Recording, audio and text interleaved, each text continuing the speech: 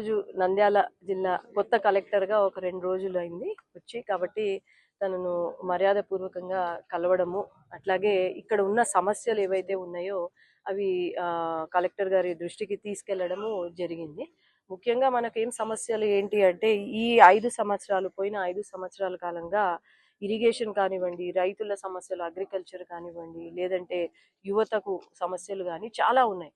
ఈ సమస్యలు మనము ముందుకు తీసుకెళ్ళాలి, ఖచ్చితంగా ఇది వీళ్ళకు న్యాయం చెయ్యాలి అంటే ఇక్కడ అధికారులు, కలెక్టర్ గారు అయితేనేమి, లేదంటే ఎంఆర్ఓలు, విఆర్ఓలు, ఇరిగేషన్ డిపార్ట్మెంట్, వీళ్ళందరూ కూడా ఎటువంటి పార్షాలిటీ లేకుండా ప్రజల కోసం పని చేస్తేనే మనకు ప్రజలకు అందరికీ మంచి జరుగుతుంది. లాంగ్ టర్మ్ మనము చరిత్రలోనే నిలిచిపోతాం.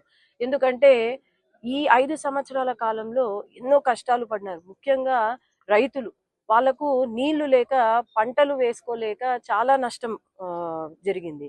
అట్లాగే మైగ్రేషన్స్, వలసలు వెళ్ళిపోయారు రైతులు. చాలా మంది నంద్యాల నుండి, కర్నూలు నుండి హైదరాబాద్కు, లేకపోతే మన ఊర్లో ఆడపిల్లల్ని దుబాయ్కి అటు సైడ్ పనులకు పంపించే ఇది వచ్చింది.